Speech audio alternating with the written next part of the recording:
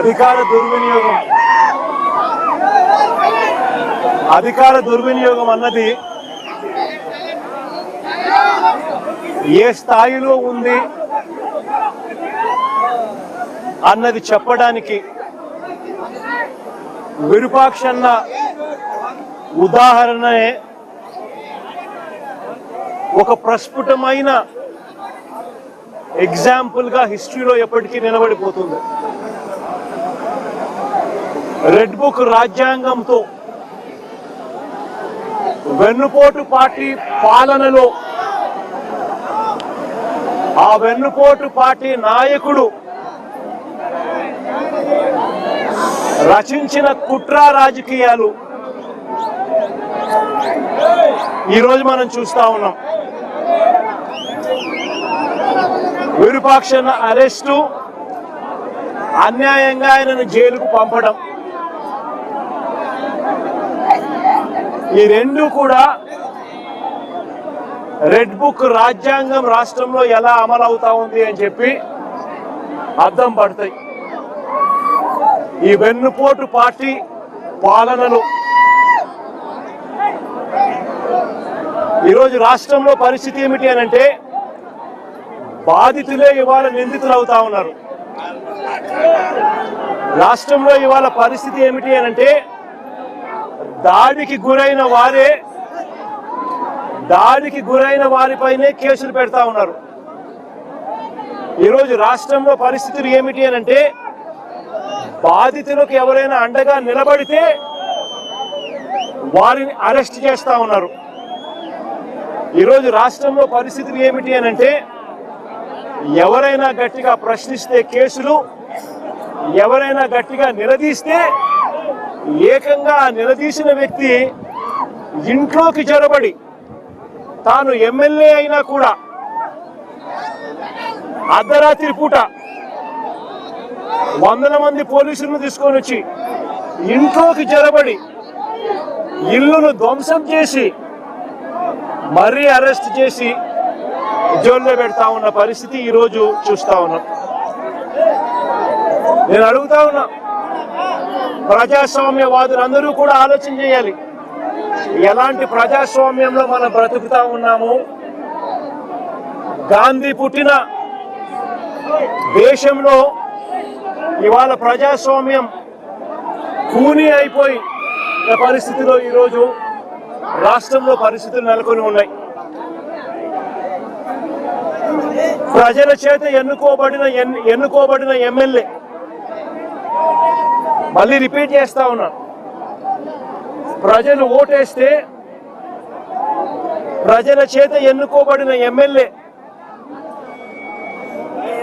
పరిస్థితి ఏమిటి అని అంటే ఆయన ఇంటిపై వందల మంది పోలీసులతో రాత్రి 2:45 అంటే అర్ధరాత్రి దాటిన తర్వాత చంద్రబాబు నాయుడు గారి డైరెక్షన్ తో ఆయన ఇంట్లోకి వచ్చి, ఎమ్మెల్యే గారి ఇంట్లోకి వచ్చి ఆయన నిద్రపోతా ఉన్న సమయంలో డోర్లు పగలగొట్టి సీసీ కెమెరాలన్నీ కూడా ఎవరైనా దొంగతనానికి వస్తే సీసీ కెమెరాలు ఇంట్లో ఉంటే ఆ సీసీ కెమెరాలను ధ్వంసం చేస్తారు, తీసుకొని పోతారు. పోలీసులు చేసిన పని అది. 2:45 అంటే ఎవరు మనుషులు సంచారం లేని సమయంలో అర్ధరాత్రి దాటిన తర్వాత దొంగల మాదిరి పోలీసులు రావడం, బందిపోటు ముఠాల మాదిరి వందల మంది పోలీసులు రావడం, వచ్చి సీసీ కెమెరాలు ఇంట్లో ఉండేటివన్నీ కూడా తీసేయడము, పగలగొట్టడము, తీసుకొని దొంగతనం చేసుకొని పోవడం, డోర్లు పగలగొట్టడం, ఇంట్లోకి చొరబడడం, ఎమ్మెల్యేను అపహరించుకుపోవడం. నేను అడుగుతా ఉన్నా, ఎమ్మెల్యే ఏమైనా ఉగ్రవాదా అని?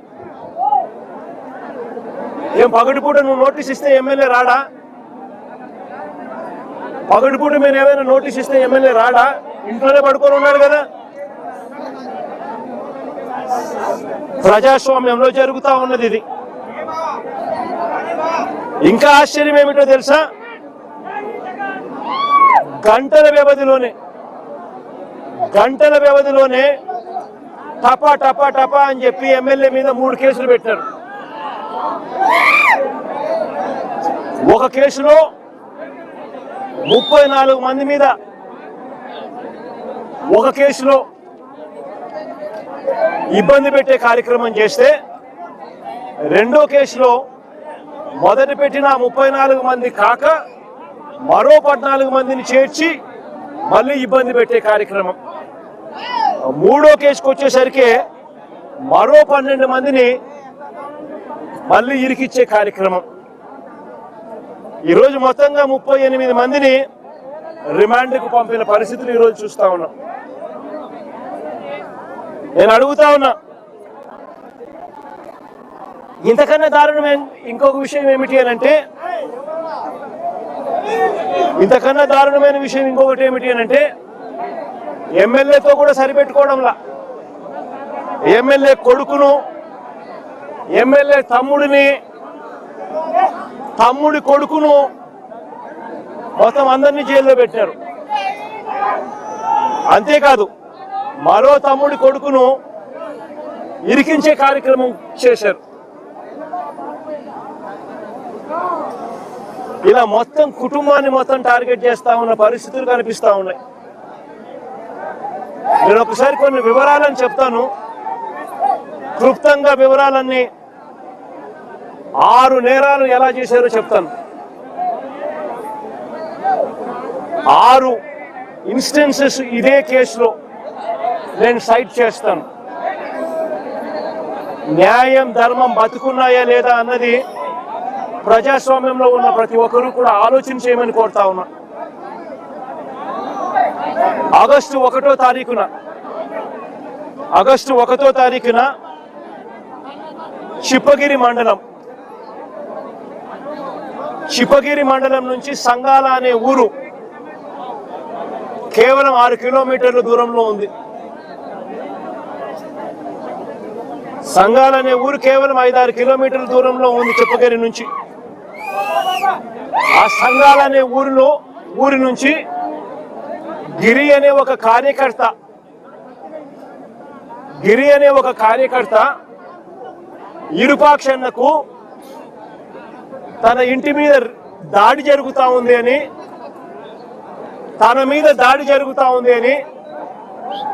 దాడి జరుగుతా ఉన్న తన ఇంటి ఫోటోను, ఇంటి వీడియోను సైతం ఎమ్మెల్యేకు తాను పంపించి 7:45 ఎమ్మెల్యేకి ఫోన్ చేశాడు. అన్నా, నా ఇంటి మీద దాడి జరుగుతా ఉంది, నా మీద దాడి జరుగుతా ఉంది, పరిస్థితి విషమంగా ఉంది, నన్ను కాపాడండి అన్నా అని చెప్పి ఒక కార్యకర్త ఒక ఎమ్మెల్యేకి 7:45 వీడియో పంపించి మరి తాను ఎమ్మెల్యేకి ఫోన్ చేసి సమాచారం ఇచ్చాడు. ఆధారం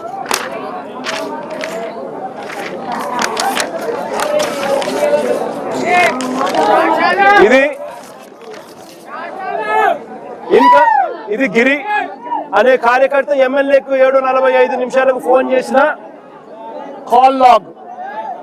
కాల్ హిస్టరీ, ఎమ్మెల్యేకి ఫోన్ చేసిన కాల్ లాగ్. 7:45 తాను ఎమ్మెల్యేకి ఫోన్ చేసి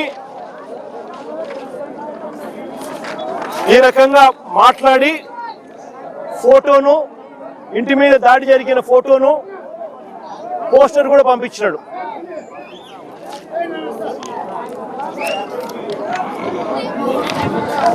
ఎమ్మెల్యే ఒక కార్యకర్త తనకు ఫోన్ చేసినప్పుడు అవి చూసినప్పుడు నివ్వెరపోయి ఎమ్మెల్యే వెంటనే చిప్పగిరి పోలీస్ స్టేషన్ ఎస్ఐకి 7:47 అంటే వెంటనే మాట్లాడిన తర్వాత 7:47 ఎస్ఐకి ఫోన్ చేసినాడు.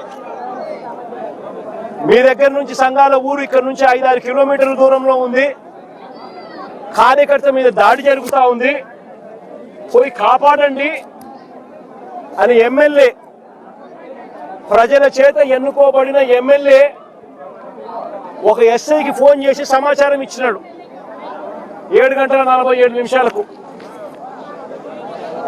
మళ్ళీ ఆ తర్వాత సిఐకి మళ్ళీ ఫోన్ చేశాడు. సిఐకి ఫోన్ చేసిన తర్వాత సిఐ ఫోన్ చేస్తే ఫోన్ ఎత్తడంలా, ఫోన్ దొరకడంలా.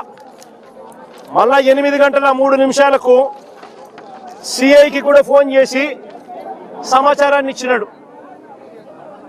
సిఐకి కూడా ఎమ్మెల్యే ఫోన్ చేసి ఇలా గిరి అనే కార్యకర్త మీద దాడి జరుగుతూ ఉంది సంఘాలనే గ్రామంలో, వెళ్ళి కాపాడండి మీరు, నాకు గిరి ఫోన్ చేశాడు, ఫోటోలు పంపించినాడు, తన ఇంట్లో జరుగుతూ ఉన్న దాడికి సంబంధించిన వివరాలు తెలియజేస్తా ఉన్నాడు, వెంటనే పోండి అని చెప్పి మళ్ళీ 8:03 సిఐ కూడా చెప్పినాడు.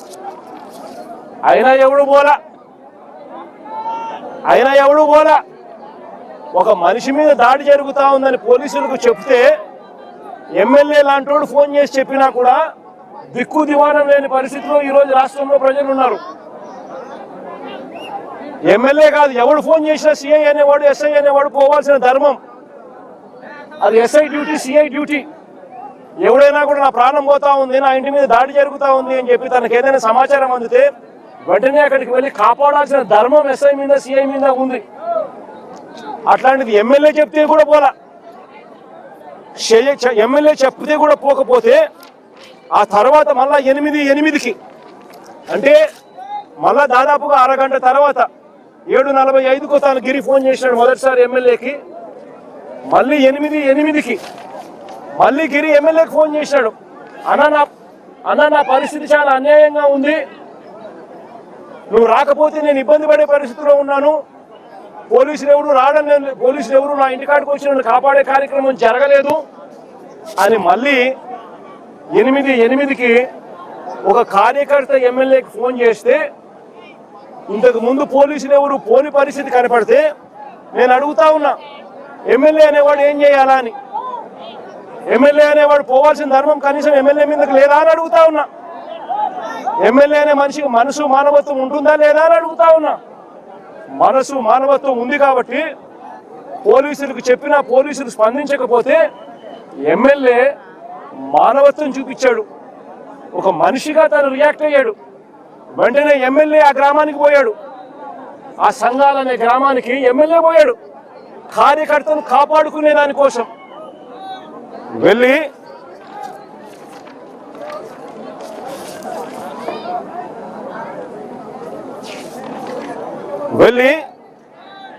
ఆ ఎమ్మెల్యే కార్యకర్తను కాపాడుకునే దానికోసం ఆ సంఘాల గ్రామానికి వెళ్ళడం అన్నది ఒక నేరమంట. అది మొదటి కేసు ఎమ్మెల్యే మీద పెట్టిన కేసు. చూడండి ఒకసారి, ప్రజాస్వామ్యంలో అక్రమ కేసులు ఏ మాదిరిగా పెడతా ఉన్నారు అనంటే, ఈ చంద్రబాబు నాయుడు గారి వెన్నుపోటు పాలనలో, కుట్రల పాలనలో ఏ రకంగా ప్రజలు హింసించబడతా ఉన్నారు అనంటే అక్రమ కేసుకు నిదర్శనం ఇది. ఎమ్మెల్యే మీద పెట్టిన మొదటి కేసు ఇది. ఎమ్మెల్యే అక్కడికి వెళ్ళిన తర్వాత ఆ ఎమ్మెల్యే ఆ సంఘాల గ్రామంలో సద్దుపరిచి గిరి అనే ఆ పిల్లోడిని తన కారులో ఎక్కించుకొని ఈ గ్రామంలో ఇప్పుడు వద్దు నువ్వు ఉండడము, మళ్ళా ఏం చేస్తారో ఏమో, నాతో పాటు వచ్చేసేయి అని చెప్పి ఎమ్మెల్యే ఆ గిరిని ఎక్కించుకొని తన కారులో తాను నివాసం ఉంటా ఉన్న తన ఇంటికి తీసుకొని పోయే కార్యక్రమం చేశాడు చిప్పగిరిలో. ఆ గిరిని ఎక్కించుకొని ఎమ్మెల్యే మళ్ళీ తిరిగి ప్రయాణం అవుతా ఉండగా దారిలో నేమకల్లు అనే గ్రామం, దారిలో మరో గ్రామం నేమకల్లు అనే గ్రామం. ఈ గ్రామంలో దారి కాచి ఎమ్మెల్యే మీద మళ్ళీ దాడి చేశారు. ఎమ్మెల్యే మీదనే ఏకంగా దాడి చేశారు. ఎమ్మెల్యే తమ్ముడు శ్రీరాములు చెయ్యిన కొట్టారు. ఎమ్మెల్యే తమ్ముడు శ్రీరాములు చెయ్యి విరిగిపోయింది. విరిగిపోవడమే కాకుండా ఇంకా అన్యాయమైన పని ఏం చేశారో తెలుసా? ఇంకా అన్యాయమైన పని ఏమిటి అంటే ఈ నేరాన్ని కప్పిపుచ్చుకునే దానికోసం శ్రీరాములు ఎక్స్రే రిపోర్ట్, ఎమ్మెల్యే తమ్ముడు చెయ్యి విరిగిన ఎక్స్రే రిపోర్టు, ఎమ్మెల్యే మీద దాడి చేసి నేమకల్లు గ్రామంలో తిరిగి వస్తా ఉండగా దారిలో ఉన్న నేమకల్లు అనే గ్రామంలో ఎమ్మెల్యే మీద దాడి చేసి ఎమ్మెల్యే తమ్ముడిని చెయ్యరగొట్టిన రిపోర్ట్ ఇది. దీన్ని కప్పిపుచ్చుకునే దానికోసం అని చెప్పి ఏకంగా ఓ టీడీపీ కార్యకర్త, ఇది ఇంకా అన్యాయం, ఇది వినండి ఒకసారి, ఏకంగా దీన్ని కప్పిపుచ్చుకునే దానికోసం అని చెప్పి ఏకంగా ఓ టీడీపీ కార్యకర్త నేమకల్లులో ఉన్న టీడీపీ కార్యకర్త తన భార్య దుస్తులను తానే చింపేసి, తన భార్య బట్టలను తానే చింపేసి, భర్తగా ఉండి తానే తన భార్య బట్టలను చింపేసి ఎమ్మెల్యే అతని మనుషులు చింపారంటూ ఎమ్మెల్యే మీద ఎస్సీ ఎస్టీ కేసు, మరో కేసు, రెండో కేసు, ఎమ్మెల్యే మీద ఎస్సీ ఎస్టీ కేసు రెండో కేసు పెట్టారు. నేను అడుగుతా ఉన్నా, ఇదే చంద్రబాబు నాయుడు గారిని అడుగుతా ఉన్నా, అయ్యా చంద్రబాబు గారు, మా వాళ్ళ మీద నువ్వు తప్పుడు కేసులు పెట్టడానికి మీ కార్యకర్తల బట్టలను సైతం వాళ్ళ భర్తలతో చింపించే స్థాయికి నీ పార్టీ దిగజారిపోయింది అని అంటే నువ్వు తలకాయ ఉంచుకోవాలి చంద్రబాబు అని చెప్తా ఉన్నా. నీ కుట్రలు చేయడం కోసం ఏ స్థాయికి దిగజారిపోతా ఉన్నావు చంద్రబాబు, నువ్వు ఆలోచన చేసుకొని అడుగుతా ఉన్నా. కట్టుకున్న భార్య బట్టలను 10 మంది ముందు 10 మంది చూస్తూ ఉండగా కుట్రలు చేయడం కోసం భార్య బట్టలను భర్త చింపుతా ఉంటే నిజంగా రాజకీయాలు ఏ స్థాయికి దిగజారిపోయాయో గమనించమని కోరుతా ఉన్నా. బయటకు వచ్చిన మళ్ళీ ఆ ఆడబిడ్డను కూడా వాడుకొని తప్పుడు మాటలు కూడా చెప్పిస్తారు ఆ భార్యతో, ఆ ఆడబిడ్డను కూడా వాడుకొని తప్పుడు మాటలు కూడా చెప్పిస్తారు ఆ భార్యతో. నేను అడుగుతా ఉన్నా, బయటకు వచ్చిన ఆ వీడియో చూసిన తర్వాత ఆ వీడియో భర్త భార్య బట్టలను చింపుతా ఉన్నాడు అందరి ముందు. ఆ వీడియో బయటకు వచ్చింది, వైరల్ అయింది, సోషల్ మీడియాలో వైరల్ అయింది. నిజంగా రాష్ట్రం మొత్తం నివరిపోయింది అది చూసి. చంద్రబాబు నాయుడు గారి కుట్రల రాజకీయాలను చూసి, ఈ వెన్నుపోటు పాలనను చూసి రాష్ట్రం మొత్తం షాకు గురైంది. మీరు కూడా ఒకసారి చూడండి ఆ వీడియోను.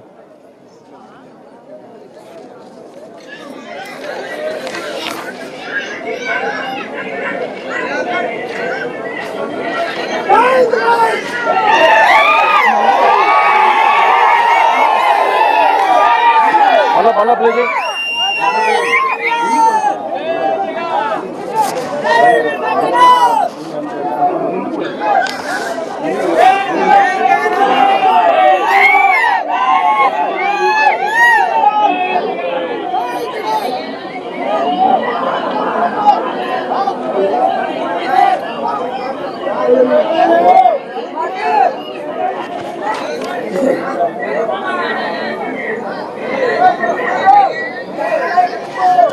మళ్ళా చూస్తారా? మళ్ళా పెడదాం, మళ్ళా పెట్టు, ఈ పక్క చూపి.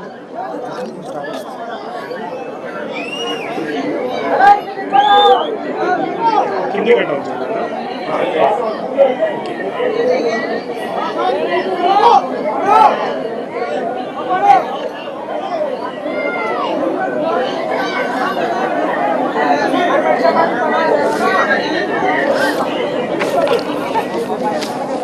నిజంగా ఏ స్థాయిలోకి చంద్రబాబు నాయుడు దిగజారిపోయినాడు అని చెప్పడానికి వెన్నుపోటు పార్టీ నాయకుడు కుట్రలు చేసి వెన్నుపోటు పార్టీ పాలనలో ఏ రకంగా వ్యవస్థలు ఉన్నాయని చెప్పడానికి నిదర్శనం.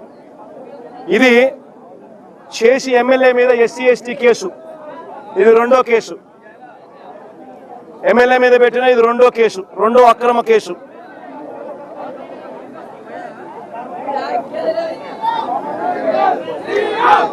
Yeah! నేమకల్లో ఇంకా నేమకల్లో అదే గ్రామంలో ఎమ్మెల్యే మీద పెట్టిన మూడో కేసు ఏమిటో తెలుసా? అదే గ్రామంలో ఎమ్మెల్యే మీద పెట్టిన మూడో కేసు ఏమిటో తెలుసా? ఎమ్మెల్యే కారును ధ్వంసం చేశారంట. కారును ధ్వంసం చేశారంటూ మూడో కేసు పెట్టారు. మీరే దాడి చేస్తారు, మీరే చెయ్యరగొడతారు, ఎమ్మెల్యే తమ్ముడు చెయ్యరగొడతారు. దారిలో పోతా ఉన్న ఎమ్మెల్యే మీద మీరే దాడి చేస్తారు. ఎమ్మెల్యే తమ్ముడు చెయ్యిని మీరే విరగొడతారు. మళ్ళీ ఎమ్మెల్యే మీద ఎస్సీ ఎస్టీ కేసు పెడతారు. భార్య బట్టను సైతం చింపిపిచ్చి మొగుళ్లతో భర్తలతో. మళ్ళీ అంతటితో కూడా సంతృప్తి చెందుకోకుండా కారును ధ్వంసం చేశారు. ఎమ్మెల్యే కారును ధ్వంసం చేశాడంటూ, వాళ్ళ కారుని ఎమ్మెల్యే ధ్వంసం చేశాడంటూ మళ్ళీ ఎమ్మెల్యే మీద మూడో కేసు. నేను అడుగుతా ఉన్నా, ఇలాంటి అక్రమ కేసులు ఈ మాదిరిగా ప్రజాస్వామ్యంలో పెడతా పోతే ప్రజాస్వామ్యం బతుకుతుందా అనేది ఆలోచన చేయమని చెప్పి ప్రతి ఒక్కరితో కూడా నేను అడుగుతా ఉన్నా. ఇది జరిగిన తర్వాత ఇంకా ఆశ్చర్యం ఏమిటో తెలుసా? ఇది జరిగిన తర్వాత ఎమ్మెల్యే గిరిని ఎవరినైతే కారులో ఎక్కించుకొని ఉన్నాడో ఆ గిరిని తీసుకొని ఎమ్మెల్యే తమ్ముడు ఎవరైతే ఉన్నాడో శ్రీరాములు ఎవరైతే ఉన్నాడో తమ్ముడిని తీసుకొని పోలీస్ స్టేషన్కి వెళ్ళి ఇవన్నీ చూపించి కేసు కట్టండి అయ్యా అంటే పోలీసులు కనీసం కంప్లైంట్ కూడా తీసుకోలేదు. పోలీసులు కనీసము కంప్లైంట్ కూడా తీసుకోలేదు. అంటే ఒక నష్టపోయిన వ్యక్తి పోలీస్ స్టేషన్కి వెళితే ఆ గిరిని తీసుకొని ఆ కార్యకర్తను తీసుకొని పోయి వాళ్ళ సొంత తమ్ముడు ఎవరైతే చెయ్యి విరిగిపోయిందో తమ్ముడు తీసుకొని పోయి కంప్లైంట్ ఇవ్వడానికి పోలీస్ స్టేషన్కి పోతే కనీసం ఎమ్మెల్యే స్థాయి వ్యక్తి వచ్చి కంప్లైంట్ రిజిస్టర్ చేయాలనుకున్నా కూడా కనీసం కంప్లైంట్ కూడా తీసుకొని పరిస్థితిలో ఈ రాష్ట్రంలో పోలీస్ స్టేషన్లు పనిచేస్తా ఉన్నాయి అని అంటే ఇక సామాన్యుడు ఎవడైనా పోలీస్ స్టేషన్కి పోయే పరిస్థితి ఈ రాష్ట్రంలో ఉందా అన్నది ప్రతి ఒక్కరూ కూడా ప్రజాస్వామ్యవాదులందరూ కూడా ఆలోచన చేసుకోవాలని చెప్పి ఈ సందర్భంగా నేను ప్రతి ఒక్కరితోనూ కోరుతా ఉన్నా. ఇది నాలుగవ తప్పిదం. కేసు సైతం కంప్లైంట్ సైతం తీసుకునేదానికి కూడా పోలీస్ స్టేషన్లో వెళ్ళి తాను అడిగినా కూడా కనీసం పోలీస్ స్టేషన్లో కంప్లైంట్ కూడా తీసుకునే పరిస్థితి ఉండడం నాలుగవ తప్పిదం. ఇక ఐదవ తప్పిదం ఏమిటో తెలుసా? ఇక ఐదవ తప్పిదం ఏమిటంటే ఎమ్మెల్యే ఈ స్థాయిలో చెయ్యి విరిగిపోయిన వ్యక్తిని తీసుకొని పోయి గిరిని తీసుకొని పోయి ఆ వీడియో ఫోటోలు సైతం ప్రొడ్యూస్ చేసిన కంప్లైంట్ తీసుకోకపోవడం ఒక తప్పు అయితే, రెండో తప్పు ఏమిటో తెలుసా? ఎమ్మెల్యే మీద రివర్స్ కేసులు. ఐదవ తప్పిదం ఇది, ఎమ్మెల్యే మీద రివర్స్ కేసులు. చంద్రబాబు నాయుడు గారి అమలు చేస్తా ఉన్న రెడ్ బుక్ పాలనలో వెన్నుపోటు పార్టీ పాలనలో ఆయన పెట్టుకున్న ఈ డర్టీ సిస్టమ్ చేస్తా ఉన్న పని ఏమిటో తెలుసా? రివర్స్ ఎమ్మెల్యే మీద అక్రమ కేసులు, తప్పుడు కేసులు. ఆశ్చర్యం ఏమిటో తెలుసా? ఎంత అన్యాయంగా వీళ్ళు కేసులు పెడతా ఉన్నారంటే బాధితులైన విరూపాక్షి, ఆయన కుటుంబ సభ్యులు, వైఎస్ఆర్సీపీకి చెందిన వారి పేర్లు ఇరికించి అక్రమ అరెస్టులకు దిగడమే కాకుండా ఎంత దొల్లటనం ఉంది అని అంటే, మొదట సంఘాలలో జరిగిన ఇన్సిడెంట్ మీద కంప్లైంట్ ఎలా ఉందో తెలుసా? ఆ కంప్లైంట్ చూస్తే ఆ మొదటి సంఘాల్లో జరిగిన వాళ్ళ కంప్లైంట్ చూస్తే, సంఘాల్లో జరిగిన ఇన్సిడెంట్కి సంబంధించిన కంప్లైంట్ చూస్తే ఏకంగా ఆశ్చర్యం కలిగించే విషయం ఏమిటంటే ఈ కంప్లైంట్లో నలుగురు పేర్లు ఇదే కంప్లైంట్లో వేరే నిందితులుగా సేమ్ పేర్లు రిపీట్ చేస్తారు. A10 యాదవల్లి ప్రేమకుమార్ A10 అయితే మళ్ళీ A22లో కూడా అదే ప్రేమే, అదే మనిషి మళ్ళీ రిపీట్. A17 మాల గాడిలింగ A17 అయితే A25లో కూడా మళ్ళీ అదే గాడిలింగ మళ్ళా గాడిలింగ మళ్ళా A25 సేమ్ పేరే రిపీట్, సేమ్ మనిషే, సేమ్ మనిషే repeat. A19 Sattireddy, A23 Satyanarayana Reddy repeat కంప్లైంట్లో. A14 A18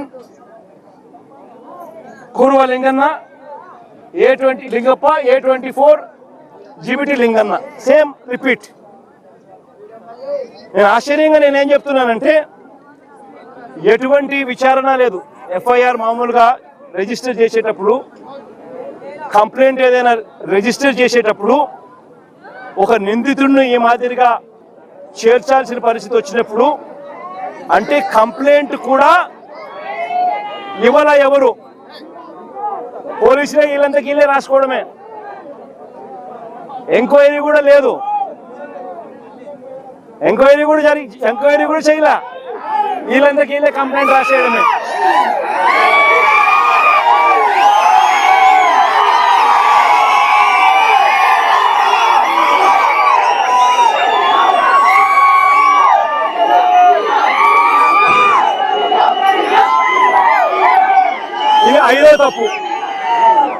ఇది ఐదవ తప్పు అయితే ఆరవ తప్పు ఏమిటో తెలుసా? ఆరవ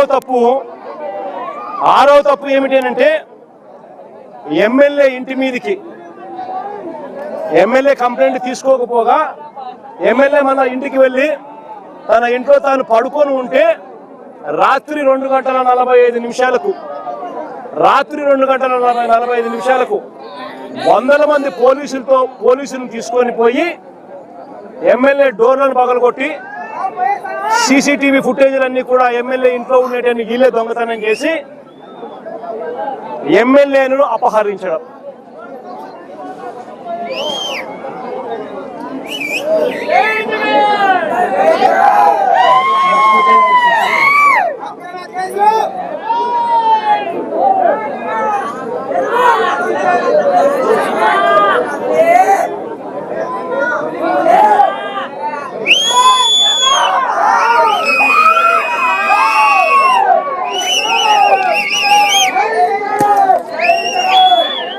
ఆయన ఇంట్లో ఉన్న సీసీటీవీలు, ఎమ్మెల్యే ఇంట్లో ఉన్న సీసీటీవీలు ఈరోజు లేవు.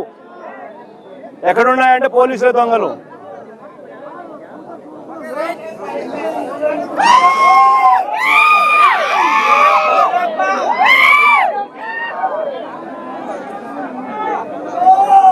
ఇది ఆరవ తప్పిదం. నేను అడుగుతా ఉన్నా, 6 తప్పిదాలు నేను సాక్ష్యాలు ఆధారాలతో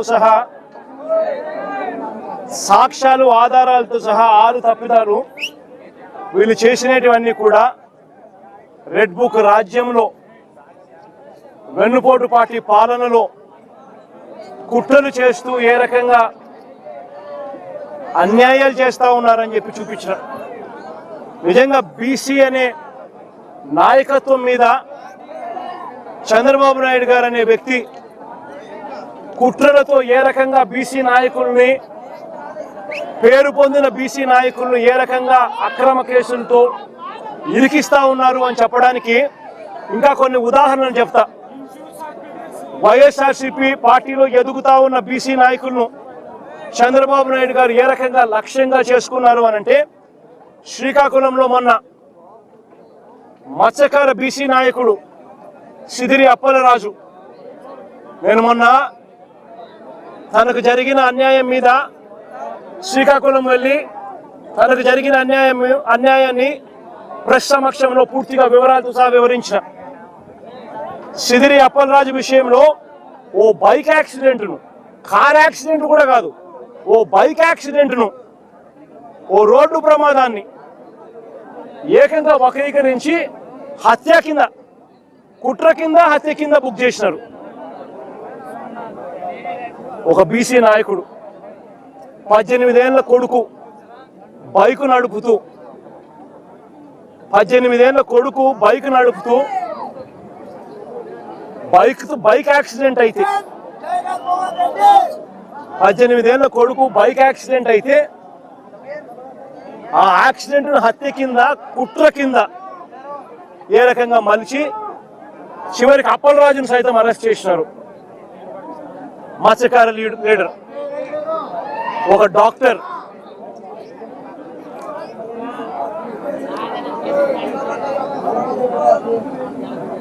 ఎంత దారుణంగా జరుగుతా ఉన్నాయంటే ఇదే అప్పలరాజు గారిని చూడడానికి నేను అప్పలరాజు కుటుంబాన్ని అప్పలరాజును చూడడానికి నేను పోతే ప్రజలు విపరీతంగా వచ్చిన సందర్భంలో చింతాడ రవికుమార్ అని చెప్పి ఆముదాల వలస మా కోఆర్డినేటర్ బీసీ నాయకుడు, కాళింగ కులస్తుడు, బీసీ నాయకుడు, ఆయన లేడీ ఎస్ఐని చంపబోయాడంట. ఆయన లేడీ ఎస్ఐని అంతమంది జనాదుల మధ్య నన్ను రిసీవ్ చేసుకోవడానికి ఇంతమంది జనాదులు వచ్చిన పరిస్థితుల మధ్య పోలీసులు అక్కడ వీళ్ళని రాకుండా ఇంకా అడ్డుకుంటా ఉన్నారు. వాస్తవం చెప్పాలంటే ఆ లేడీ ఎస్ఐని చంపబోయారంట. అది కేసు. ఎవడన్నా పోలీసు వాళ్ళని ఇంతమంది మనుషుల ముందర ఎవడన్నా పోలీసులు చంపుతారా? బుద్ధి జ్ఞానం ఎవడన్నా ఉందా? ఎవడన్నా కేసు పెట్టేవాడు ఎవడైనా? అందులో ఆడ ఎస్ఐని ఎందుకు చంపుతారు ఎవరైనా కూడా? అయినా ఆయన మీద ఇటువంటి తప్పుడు కేసు, అరెస్టు. ఈరోజు మళ్ళీ కర్నూలులో బోయ కులస్తుడు బీసీ ఆలూరు ఎమ్మెల్యే పరిస్థితి ఏమిటని ఇప్పుడే చెప్పిన. అక్రమ కేసుల్లో ఏ రకంగా బీసీ నాయకత్వాన్ని చంద్రబాబు నాయుడు గారు దగ్గరుండి నలిపివేస్తా ఉన్నాడని చెప్పడానికి ఇంకొక ఉదాహరణ. మరో ఘటన, మాజీ ఎమ్మెల్యే ముస్తఫా, గుంటూరు మాజీ ఎమ్మెల్యే ముస్తఫా, మైనారిటీ లీడర్, ఏ రకంగా అక్రమ కేసు పెట్టి ఏ రకంగా ఆయన అరెస్ట్ చేసినారో ఇంతకుముందు కూడా దీని విషయంగా కూడా తన కూతురు కూడా వివరంగా కూడా చెప్పింది. వాళ్ళే డబ్బులు ఇచ్చినారు, ఆన్లైన్లో డబ్బులు ట్రాన్స్ఫర్ చేసినారు.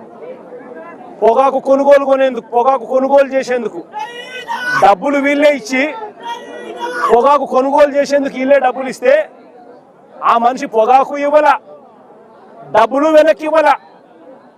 పైగా ఈ ముస్తఫా మీద కేసు, అక్రమ కేసు.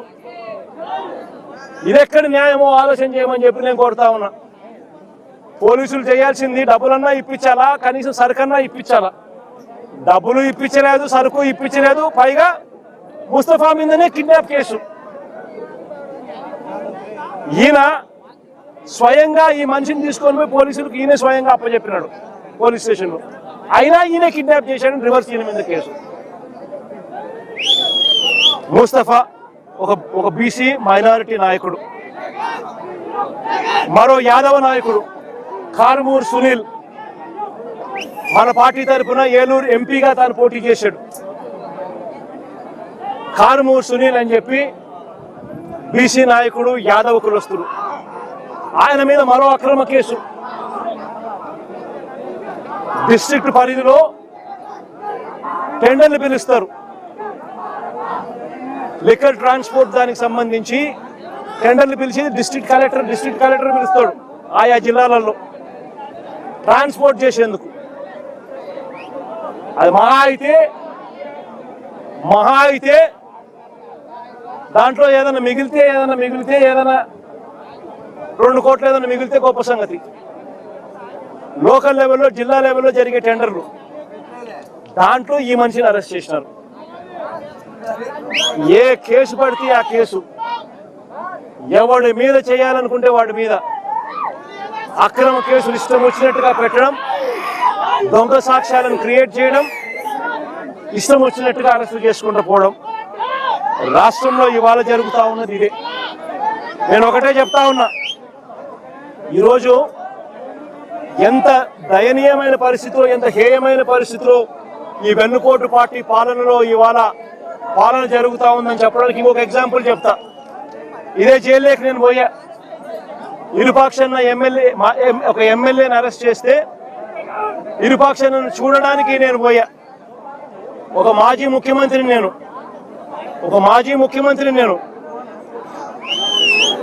అవమానించడం కోసం కెమెరాలో లోపలికి పోవడానికి వీడియో తీస్తారు. వీడియో ఒకసారి ఫోటో తీసుకుంటాడు. మామూలుగా ఎవరైనా కూడా కూర్చోబెట్టి లోపలికి తీసుకొని పోయి కూర్చోబెట్టి ఎవరికైనా కూడా ఫోటో తీసి తర్వాత పంపిస్తారు. కేవలం నన్ను అవమానించాలని, ఇలా సేడిజం చూడు ఎలా ఉందో, సేడిస్టిక్ మెంటాలిటీ చంద్రబాబు నాయుడు గారికి ఎలా ఉంటుందని చెప్పడానికి చెప్తా ఉన్నా. నన్ను గ్రిల్ బయట నిలబెట్టించి గ్రిల్ బయటనే ఫోటో ఇలా తీస్తున్నారు. నేను అడిగినా, ఇది మామూలుగా అందరికీ ఇదే మాదిరిగానే తీస్తారా అని. ఎందుకనంటే మా ప్రభుత్వ హయాంలో రిఫార్మ్స్ తీసుకొచ్చినాం. పీపుల్ ఫ్రెండ్లీ పోలీస్ స్టేషన్ ఏర్పాటు చేసినాం.